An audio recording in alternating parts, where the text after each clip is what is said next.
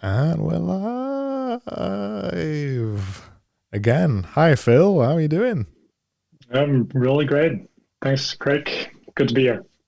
Yeah, it's this is kind of long overdue because I think you booked it in ages ago because not that I'm massively famous or anything, but my podcast listings is booked up for months. So you booked it ages ago and then you had to put it back. So we missed out on it and I was looking forward to it then. So this is probably about a month or two behind when we were meant to chat. No, I think it's 3 months behind actually. I was I had to pull out almost last minute. So sorry about that. We were booked for March and then I tried to reschedule and then I saw that your schedule is super tight and you have all of these amazing guests lined up. So but better late than never. So yeah, awesome to talk. Yeah, I mean, I don't know where to start with you, Phil, because I think anywhere is fine. I think I first discovered you on probably Instagram, and then by some kind of weird serendipity, I saw that you was in the visualized value community very early on when we were all in there, and it was really cool in Slack, and then we've kind of followed each other around the internet almost, and I noticed that you've got quite a big following on Instagram, and I was always quite curious to look at that because my stuff tanks on Instagram, to be perfectly honest. So I was curious to see that, and then I noticed recently you're starting to get a little bit back into Twitter too. You are criminally underfollowed on Twitter, by the way. And then you've just started the Mind Vault thing, which is also really cool. So you're a little bit like me, that you've got all these threads going on, kind of pulling out all these things, and obviously you've got a day job too. So yeah, I do. I don't know if that really explains you very well, but yeah, where do we start with that? Why the side hustles and why the work hustle as well? Well, first of all, thank you for the criminally underfollowed compliment. I take that as a huge compliment. Yeah, well, I mean, honestly, for me, tinkering with just different formats and ideas and having side projects and just trying to express myself creatively, although I'm, I at least historically haven't been the most creative person, or I've never seen myself as the most creative person. That's just important to me. And why the side hustles? Well,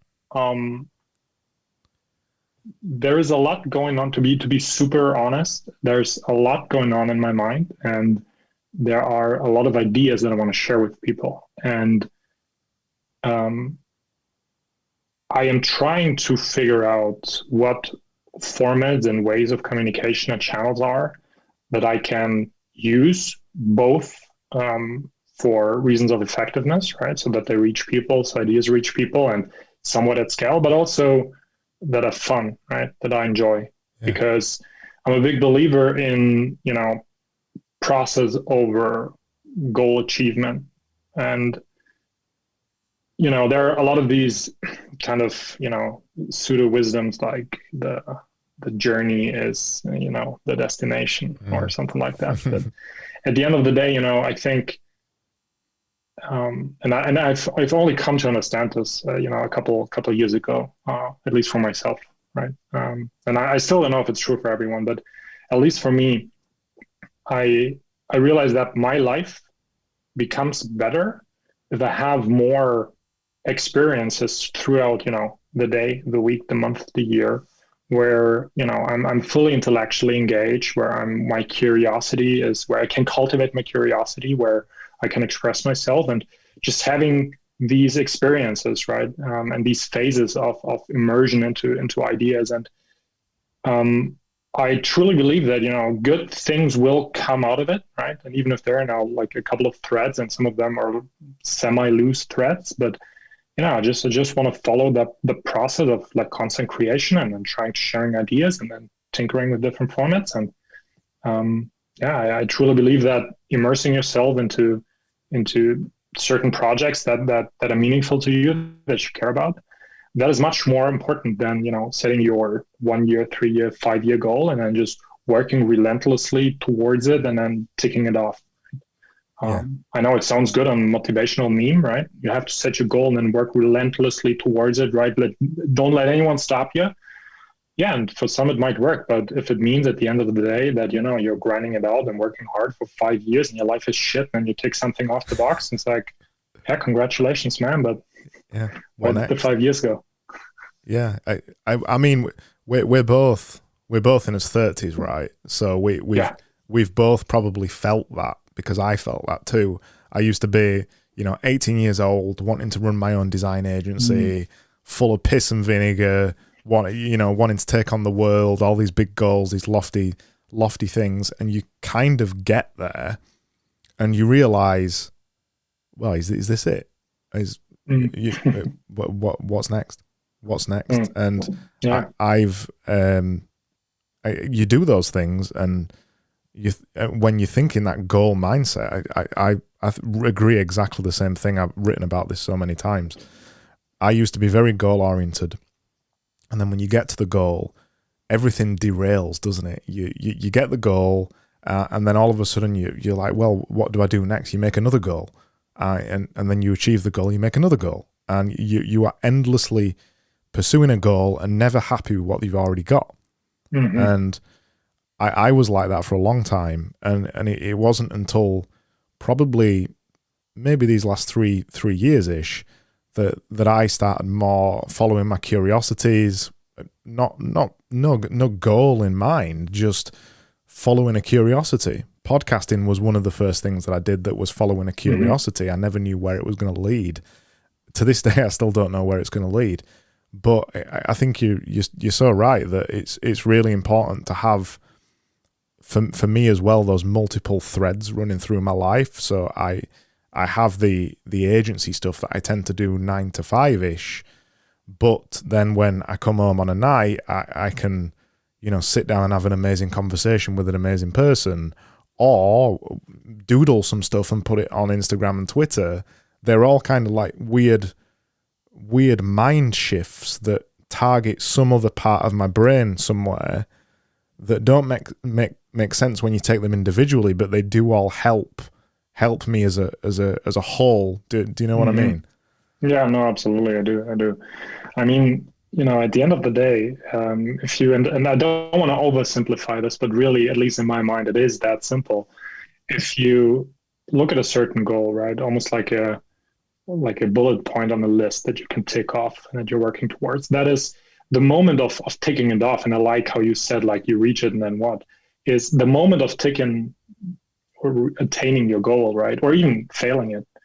That's one moment, right? It's literally a moment in your life, and everything that leads up to it and everything that comes after is 99.999% of your life. And that little goal is just a tiny dot. It's just a tiny pixel in the image of your life. And if you overly focus on that pixel, but if you forget everything around it, right, then you can very easily get sucked into a lifestyle that just doesn't make you happy. Because at the end of the day, it's not the achievement or the achievement of a goal or the failing of a goal that really matters. It is how do the experiences until you come to that goal, how do they line up in your life, and how do the experiences that come after line up, right? And if those experiences, your subjective life experiences, if those are good, then it doesn't matter what you achieve or don't, right?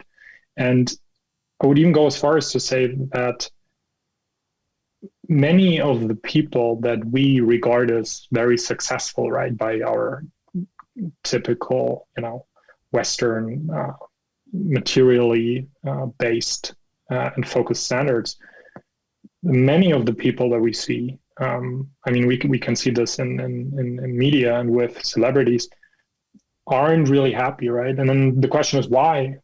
Well, it's because their subjective life experience just isn't that good. They're ticking off certain, financial goals and fame goals and achievement and awards and everything, but their subjective life experience just isn't that great, right? And then who cares about the goal, right? And reaching any goal. So yeah, I really think that you have to intentionally and proactively design your life basically in a certain way, right? Where you can design it in a way that, just makes it more likely that your life unfolds in a way that you really want to live it that way, really. And I think if you just rely on chance for that to happen, then the odds are against you.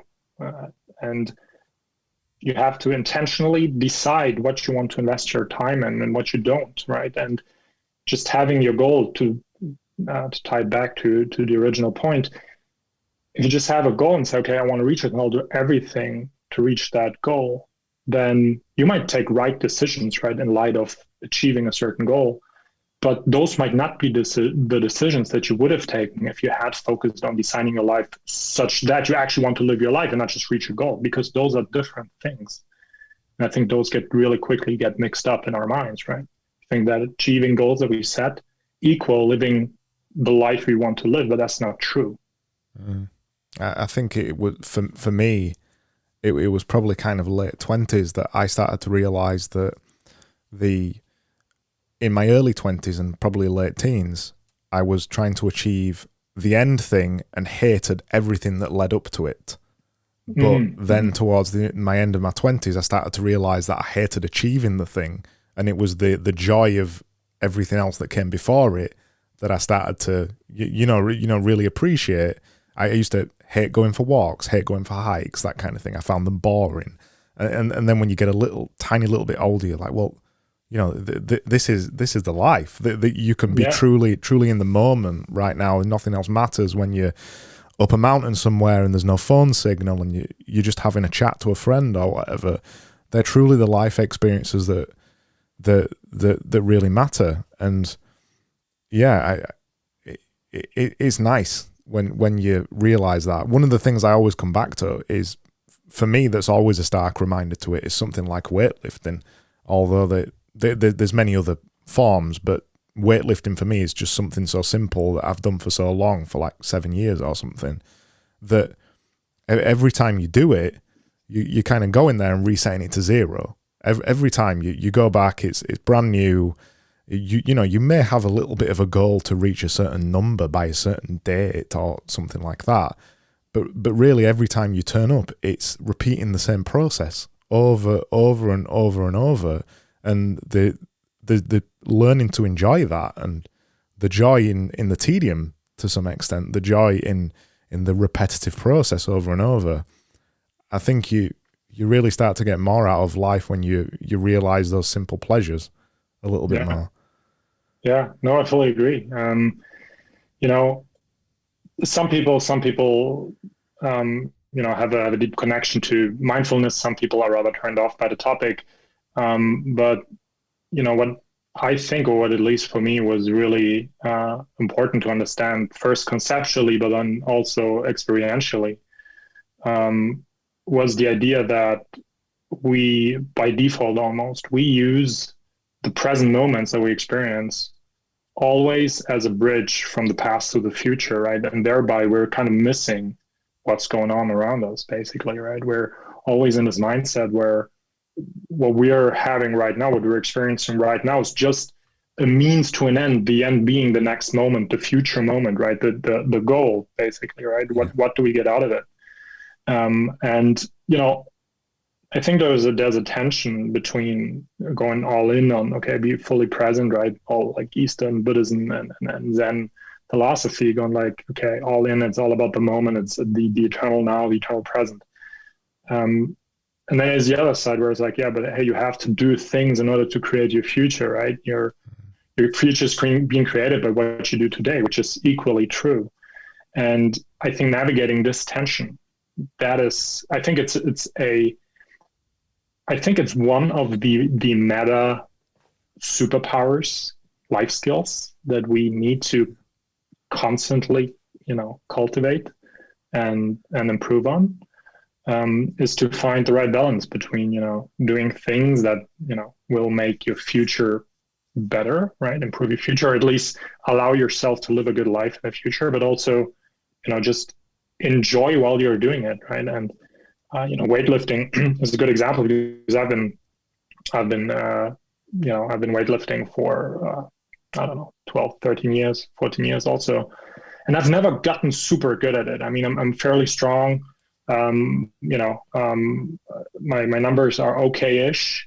They used to be better, but when I was in my early 20s, I would have the very clear, like, 1 rep, 3 rep, 5 rep maxes for like the big fives and everything else, and I would just work towards them, and I would dive into the training science and everything just to get the exercise right and the cadence right and everything, which was effective, right? My numbers got up, but I kind of lost I lost enjoyment. I lost the connection to the actual thing that I'm doing in the moment, because I only saw it as a bridge towards getting stronger, towards hitting that number, towards like getting that physique, getting to like a super low body fat percentage with nutrition, for example, right? Yeah. Where it was all just a bridge, right? Like all experiences around health and fitness were just a bridge. And at the end of the day, now I still lift, I still work out, I'm still fairly good in fairly good shape, but I'm probably training at a 70% level, but that's good enough. Like, it feels good, right? It's good enough. Good enough is good enough. So yeah, I've never heard it put like that before. The bridge to the past and the future, but it's totally right. That's exactly how a lot of people live. I try to spend the majority of my time. I'm not a big, I'm not big into kind of mysticism or any spiritualism or anything like that, but I've read so many self-development books at this point that all of the books are just seeped with those Eastern philosophies, essentially, and sometimes they're dressed up scientifically, but ultimately they come down to the same mental model or the core principle. They're always the same kind of idea, that the idea of the present or something like that. And it's partly the reason why when I do these chats that we're having right now, I don't sit down and research them to death and write a huge plan or have any kind of goal of the conversation that I'm going to have with somebody, because I want to sit here and be truly in the present moment with you. I think conversations, that's why I love them so much. I think they are one of the things, and there isn't many of them left, I don't think. They're one of the things that really do transport you to a totally present moment right now. If you're listening to what I'm saying and I'm listening to what you're saying, there isn't many other things that are more magical than that. And then the other thing that I think lets you stay in the present, and why I was surprised when you said about the creativity thing, is being creative. When I'm making something, when I'm doodling something, or I'm designing something or things like that, or writing something, you cannot by necessity think of anything else. You are totally in the creative moment, and you could be making anything. It doesn't matter, a pair of boots or a hat or writing an article or a blog post or a YouTube video, whatever it is. But creativity, when you're in that moment, there is nothing else around you, and it isn't an escapism, but it's just a beautiful moment, Yeah.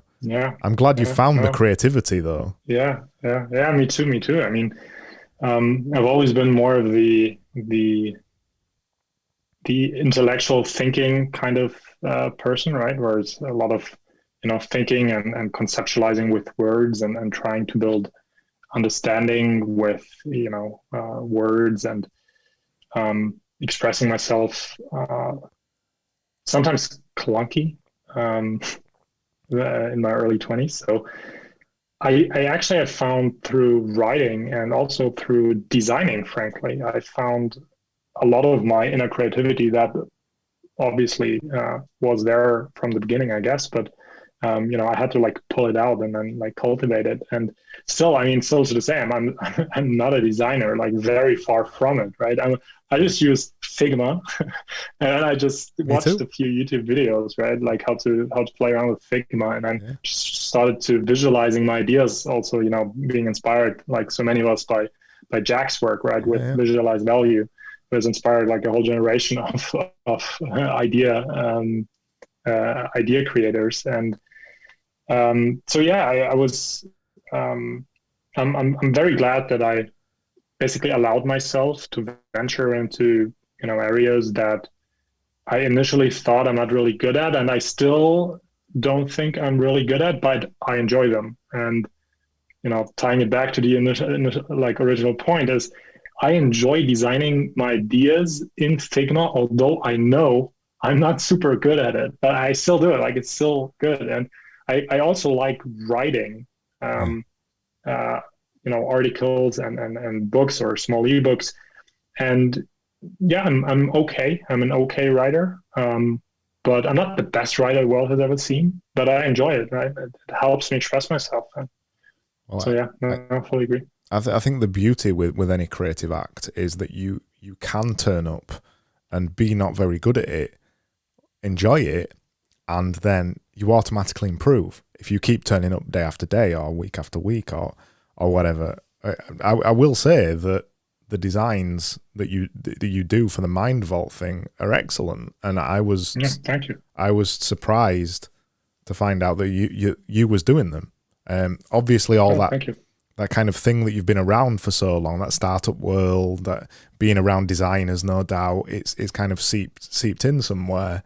But I think one of the things that's never really talked about with the whole Jack Butcher aesthetic and the whole very, very simplified design thing is that it's democratized design to some extent. It's democratized and given people a template who may not really know where to start with design. And it is a very simple template for people to use to get creative straight away, to feel like they're making something.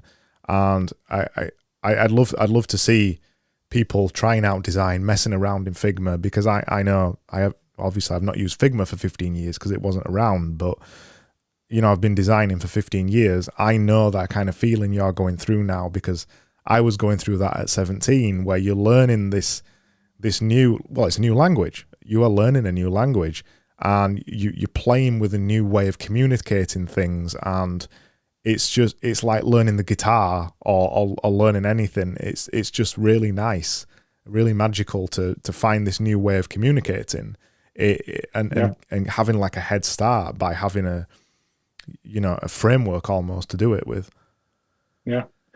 No, I fully agree. I mean, what I found really interesting about Jack's approach with visualized value and the minimalistic aesthetic, and I'm not sure if I heard him say this, probably not, but um, you know, restriction is liberation, basically, and it frees you from being paralyzed by analysis and being paralyzed by so many choices. And if you restrict yourself to a few things and you shut off everything else, all of a sudden you become a little more courageous, even, right? You become a little more courageous to take a step because there aren't that many wrong ways anymore, right? Because Yeah, you're deliberately restricting yourself to a small set of options.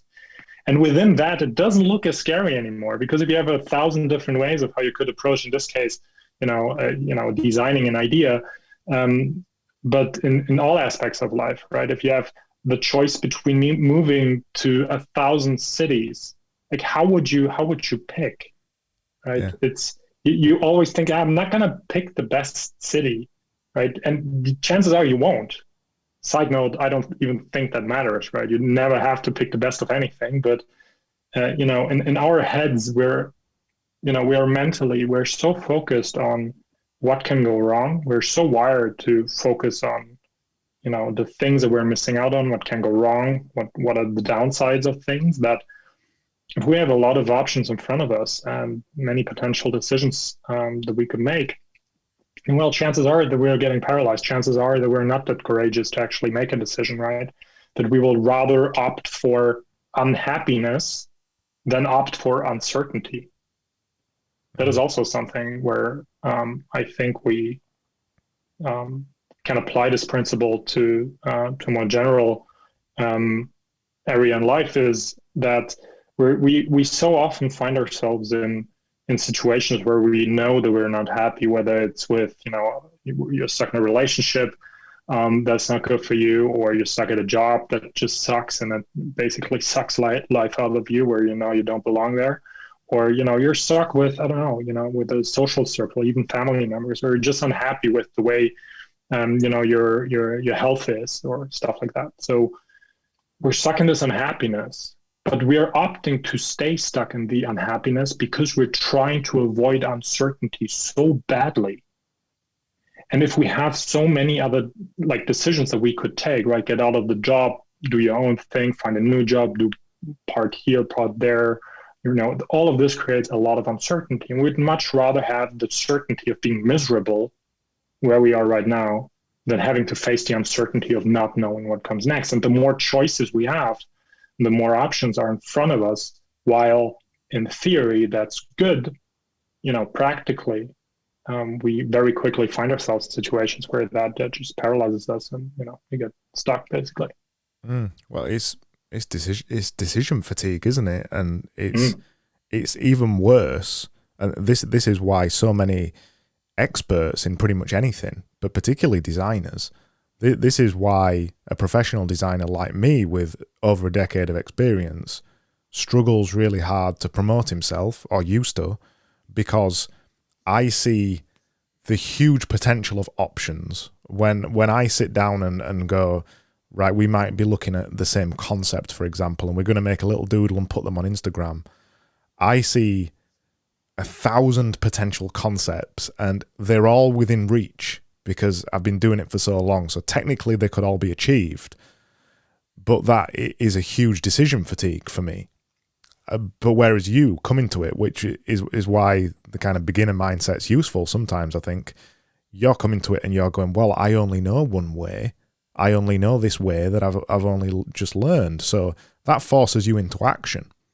And then over a longer period of time, because you are more action focused than me with the experience, you end up surpassing me even because you're taking the regular action.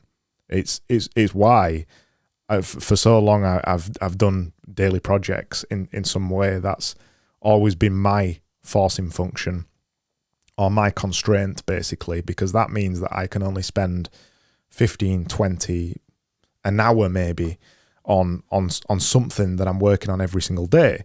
It becomes a forcing function of a thing that you need to do. And then when I saw Jack's work, I was like, I need to do this.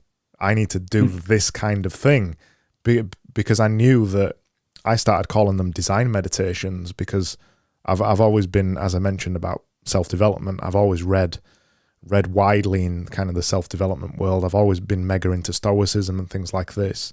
I had like a bank of quotations and all these things that I looked at regularly, so I knew I had these things to meditate on. But to be able to sit with the quotation for kind of 20 minutes and design something around it and really think about it, it became my design meditation every day. That started as a 365-day challenge, like all these things usually start, and I'm still going, and I've got no intention of stopping, because it just became one of those things that I just love doing every single day. I think that's what's really cool about creativity. If you stick with a project for a while, you never really get bored of it, because people think you're going to run out of ideas, but you don't. You make new synapse connections every single day. There's always a different way of looking at an idea. It's really fun. Yeah, no, I fully agree, especially the last thing that you said. There's always a different way of looking at an idea. I think that is 100% true. And it's not just that there are different ways of looking at an idea, there are also different ways of communicating an idea. And these two are obviously interlinked. But what I find really fascinating and frankly very, very important for, each of us individually, but also for us, as a society at scale, is that we find better ways of effectively communicating good ideas and filtering the signal from the noise, right? And I think that designing ideas in a way that resonates with people without them having to construct a whole verbal understanding of what this means and this whole like scaffolding around it to kind of like contextualize with everything, right? Kind of like what you implicitly do when you look at a quote and you try to understand what it means, try to get to the essence of it, and then you design it. But when you present it and I consume that design that may or may not speak to myself, but if it does, then it hits me somewhere where I can very quickly understand or at least grasp what the real intent of it is. And that is, I think it's one way of making good ideas more accessible at scale to people in a world where entertainment basically crowds out education, right? Where entertainment content crowds out educational content. And I mean, not always, but at least in the hyper velocity platforms that we're used to. And this is one of the main threads that holds everything together that that I do, is just trying to figure out how to be a better communicator of ideas and help others filter signal from noise. And to tie it back to design, I think giving life to ideas and designing them in whatever way, right? As you said, there's only one way I know how, right? And it happens to be very, very similar to what you're now focused on with your work on Instagram, for example. That also, by the way, has been an inspiration for me to find that path. So it was Jack Butcher, and also seeing what you do. So that inspired me to kind of like pick up a similar style. But yeah, I think it's super important for us collectively to focus on how can we turn ideas into something that is more accessible and more easily consumable, because we need good ideas to be competitive versus short-lived entertainment content. Because if we don't do that, then by default, what will happen very naturally is that all of the good ideas will get crowded out basically more and more. And I think we need all the part that we can get on board for that.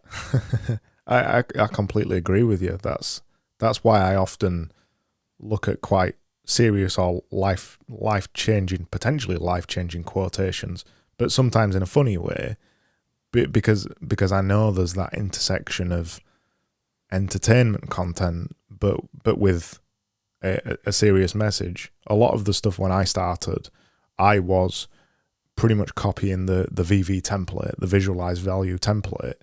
And then as I went on and on, my other design influences started seeping in, which is, I'm not a very serious guy. A lot of the designers that influenced me weren't serious either. They took their job very seriously, but they always put their humorous personality on their job. So a lot of that seeped into some things that I do, which is kind of quite witty visuals, or kind of looking at things from a different angle that you don't expect, and then you look at it and go, oh, that you get that kind of reaction. Oh, that's quite nice. That's kind of the magic moment that I really like in visuals. But that point you mentioned about, when you put, I think the wider point is that when you kind of put an idea into words, that's the first stage, isn't it? When you put the idea into words, people can begin to understand it. There's that famous quotation, I forgot what it is. But then when you take the words, maybe a couple of paragraphs, turn it into a couple of sentences, that makes it much easier to understand on another level. And that's why we remember all these aphorisms and the Stoic quotations and things like that. But then when you layer on top of that a visual, that makes just a permanent brand in somebody's brain. You just can't forget it. That's in that point there, when visualized value first came around, there wasn't anything really like that. And that's what made it so special like that, because you could see the Stoic quotation or the philosophical, whatever it was. And for the first time ever, you could literally see a visual of the thing that you always understood. And it just gives you that other layer of meaning. You literally see something that you could potentially get tattooed on your arm.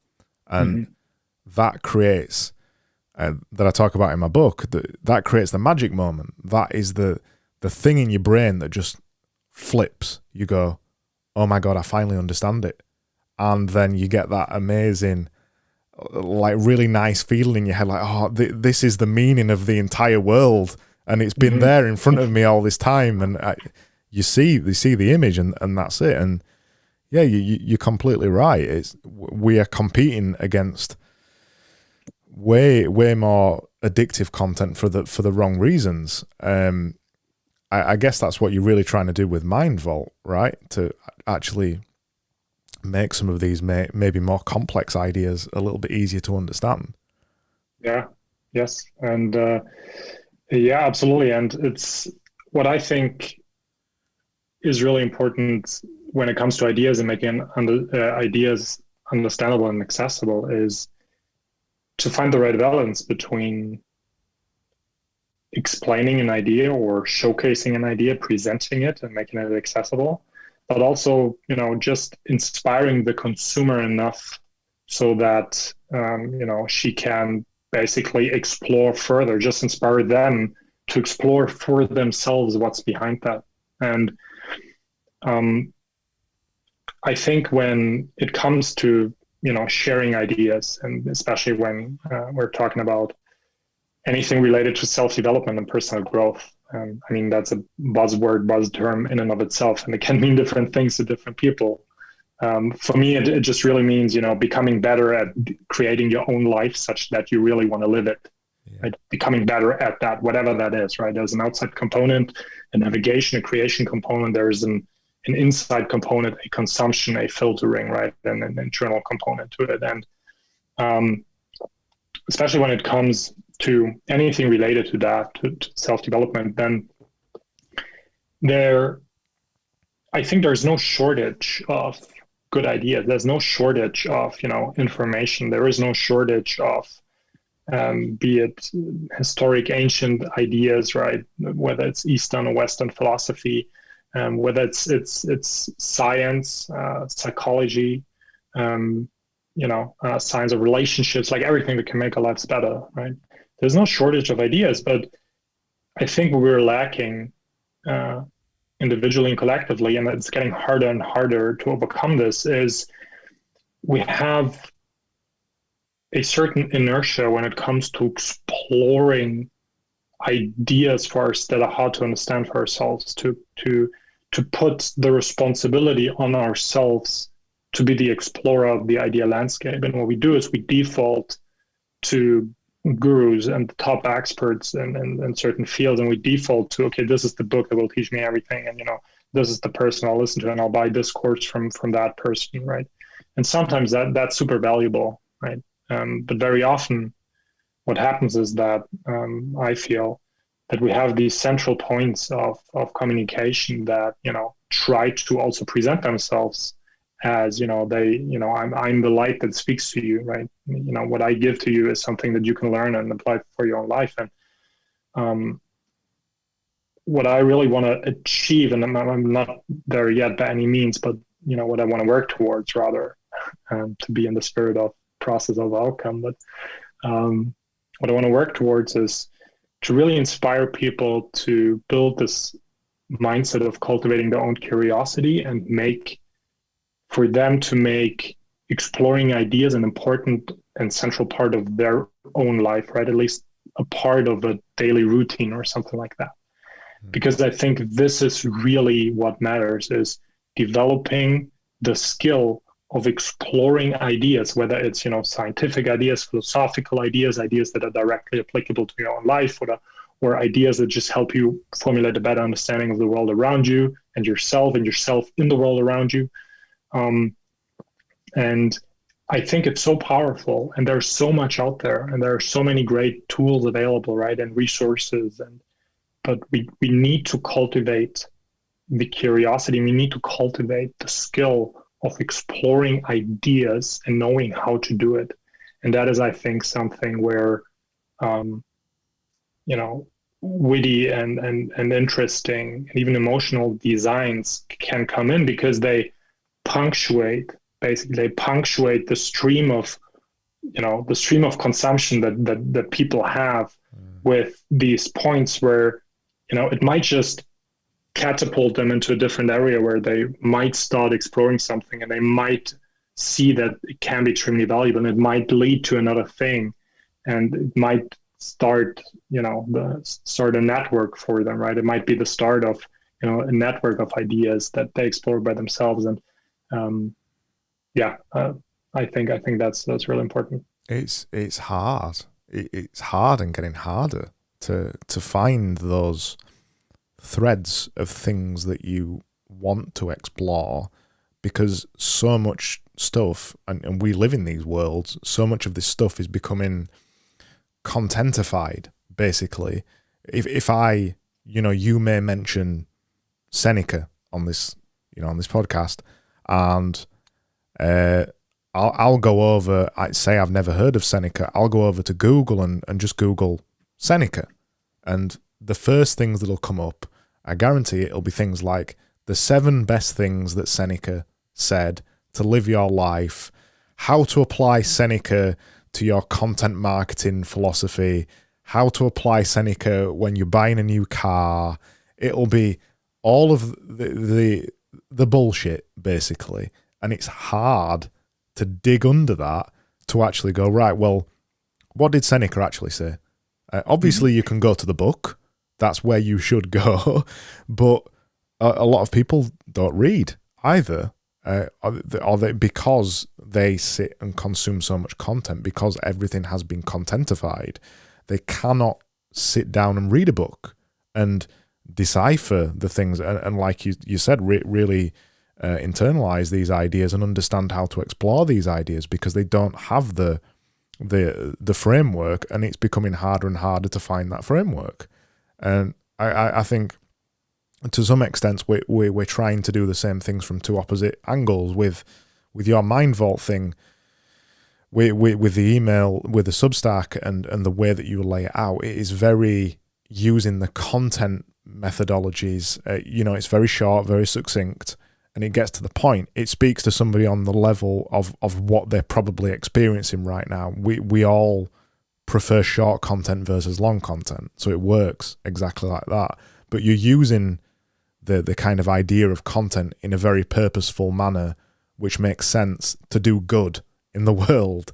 And I often try to do the same with the visuals, where I'll use some of the tactics and make either a visual shocking or funny or something like that to try and, like you said, punctuate or punch through their content brain to get them to actually think about something a little bit deeper. But there is very few people left around trying to do that. A lot of people, they're just trying to build an Instagram following, or they're trying to build a newsletter, or they're trying to build a blog.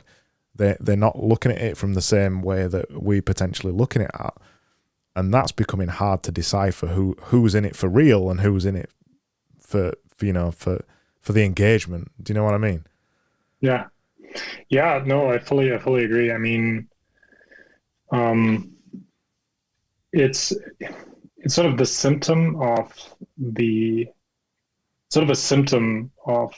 whole opportunity that the internet presents, is that you will inevitably have huge incentives for people to trying to build, a following, a quote unquote community, trying to monetize not some deep understanding or idea or value creation, but just monetize the mechanisms that the internet provides, right?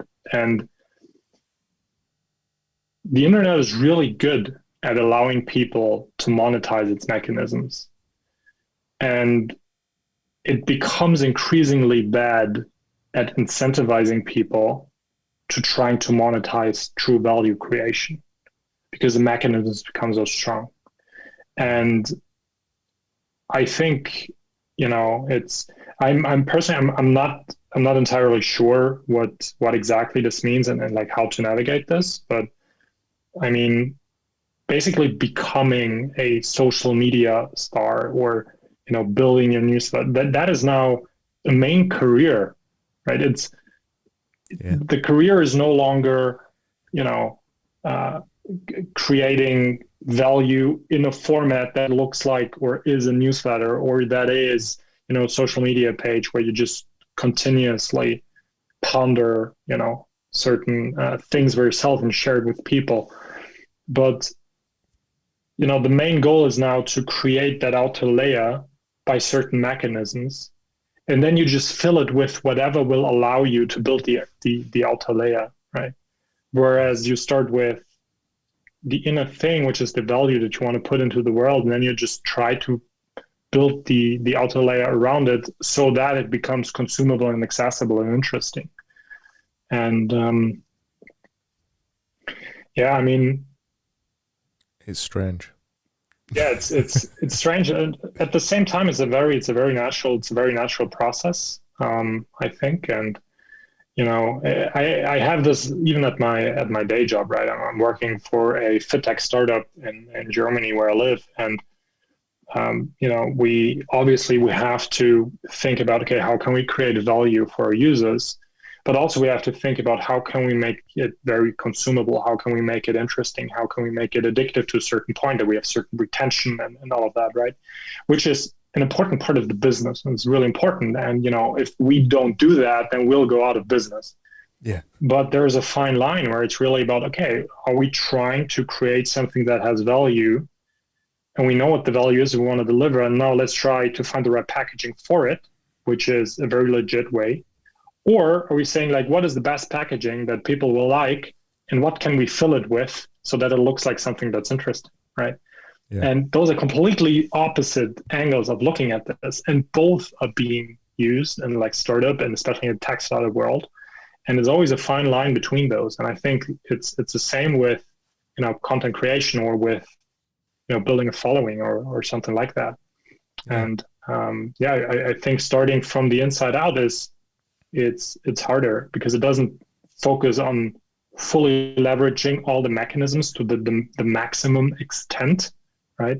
To give you an example with my Instagram, because you said in the beginning that you saw that I have quite a big following in Instagram, which compared to today's standards is not that big, and it grew when I was still showing my six-pack. Right. So I started off as sort of this like fitness influencer. I would just post a lot of pics because I started in the fit tech industry in my early 20s. So it was basically my first job. And I was just posting a lot of pictures of me training and being at like 7% body fat, looking shredded as hell, six pack here and there everywhere, and just gained followers like bing, bang, bang, bang, bang, bang, bang. And at a certain point, I started shifting towards more serious content that is also a lot more meaningful for myself. And I rarely post any like training content. Sometimes I post a story here and there. And maybe you might even see me shirtless like every 50th post or so. But really, if you scroll through my Instagram, just look like a regular dude who likes hiking and just posts, tries to post good ideas. But with that, it's a lot harder. It's a lot harder to gain new following, to create engagement, but it feels a lot more true. You're rewarded for creating the easy content. That's the problem. Yeah. Yeah, you reward. I mean, taking your shirt off and taking a picture, that's easy. Yeah. I know the other stuff, particularly some of the recent stuff you're posting, particularly if you're new to Figma. I know how long some of those things are going to take, not to mention the writing of the ideas, not just the designing, but actually the writing of the idea and then designing it and then uploading it to Instagram. That all takes way more effort, and because of kind of the weird world we live in, gets way less engagement, even though it's got way more value. than seeing you with your shirt off. Yeah. Yeah, that's what I mean. There's this tension, isn't there? There's this tension between the two extremes. There's the over here, right on this end, we've got you posting a photo of you topless with the 6-pack at 7% body fat, and then somewhere over here on the other side, you've got really useful but slightly longer and difficult to decipher content. And then somewhere in the middle, you've got to make the balance, haven't you? You've got to show a little bit of the 6-pack with a little bit less of the stoicism. It's somewhere in the middle to actually get people to engage in the initial instance. The problem, and I think it's the thing that we've been really discussing, that the problem is that a lot of people lean too far towards the 6-pack content because it gains the regular dopamine hits. You get the follower after follower after follower, and then only when suddenly you're at 200,000 followers on Instagram or something, you look back and go, what am I doing with all these followers? And what's the point of them? And as soon as you say something meaningful, they don't listen because that's not what they're there for. Yeah, absolutely. And it also creates a certain expectation towards yourself that can be very crippling, right? There was just recently, there was a story about a German fitness influencer. You probably haven't heard it, but here in Germany was pretty big. Who, she used to be pretty big in the fitness influencer scene on Instagram until like 1 or 1.5 years ago. And then she basically disappeared, right? And no one heard of her and her fans. She had, I don't know, 1 million followers or even more. And she was like shredded to the bones, right? This bikini athlete figure. And obviously had a huge following, made a lot of money, and she disappeared. And then she reappeared a couple of months ago after a year break, and she gained, I don't know, like 30, 40 kilograms. And she's now almost overweight, or actually is overweight. And she said that, it was completely crippling her. She was, trying to hold up that ideal and trying to basically be perfect because that's what she knows others, or at least believes others expect from her. And she had this huge following in business. She made a lot of money, right? And through the eyes of her followers, she was perfect. Like, looked perfect, beautiful, amazing, physique. But for her, it was completely crippling, right? And this ties back to the whole, you have a certain goal, or you design the process and try to create good experiences topic that we had in the beginning, where she might have hit the goal of, hey, I build an Instagram business, right, social media business, but obviously didn't have the experiences between certain achievements or milestones, maybe didn't have the experiences that would make for a good life. Quite the opposite, actually. And so no, thankfully, I mean, I don't follow her, but my girlfriend told me about her and showed it to me. I think now she's a lot happier and not being a fitness influencer anymore. And so yeah, I think, and I experienced this to a very small degree myself, right? Where you say to yourself, like, hey, the next picture you have to be in good shape, right? Because that will gain you so many followers. So you better not eat the pizza out with friends, right? And you better not eat the bread, and you better not, have a beer, because that will show. And it creates this image of you that we all have on social media, right? Don't get me wrong. I still have a social media image that is not completely authentic. It can't be, because it's still curated, it's still edited, right? It's hand selected. I don't post myself like when I'm just laying on the couch, just staring at the wall, what something's happened, right? I don't post that. People don't know that that's a part of my life, right? But I think the more distance you put between what you present on social media or any kind of platform, and who you actually are, and what you stand for, what you truly value, and what your life really is and who you really is, the more distance there is between these things, I think the more difficult it becomes to actually stay authentic to yourself and congruent with yourself, and that I think is very dangerous. And it's something I luckily, gladly noticed, throughout my 20s a couple of years ago, and just stopped being the six-pack guy on Instagram. Well, I think you had the framework though, didn't you? You had the mind vault. You had the philosophy. You would no doubt at this point have already read things like Aurelius, Marcus Aurelius, and yes.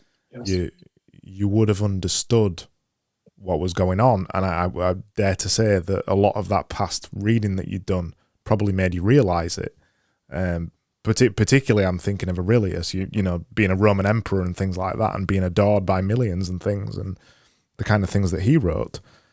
But the truth is, because it's difficult to find this stuff, most people don't read it. Or because it's quite difficult to read, because until recently there wasn't a thing like Mind Vault, because it's difficult for people to read, because it's difficult for people to pass, they just don't read it.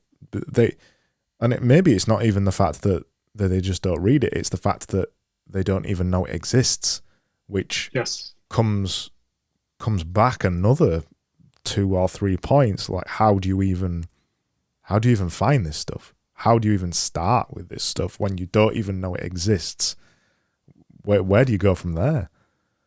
Yeah, I agree. I mean, it has to happen by chance, right? And I think the best you can do is to use, basically, if you look at Twitter in particular, but also Instagram to some extent, and YouTube to a less extent, but those are huge streams of opportunity and streams of serendipity, and you need to be intentional how you want to use those, because those can also be streams of bullshit and streams of cheap entertainment that will just waste your life and make you bitter and angry in the process. Yeah. And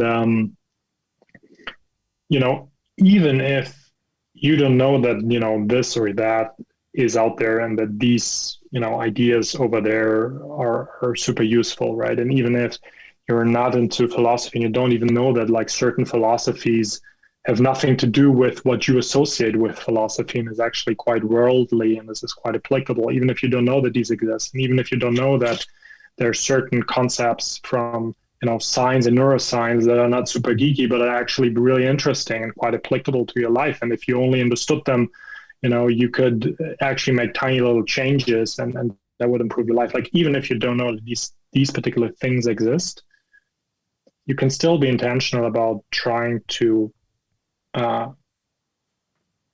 create, basically, or craft the stream that is Twitter, Instagram, or YouTube that you have in front of you, or Facebook that you have in front of you, and craft it so that the likelihood that you encounter good content, good ideas, and things that inspire you and things that are interesting are just higher, right?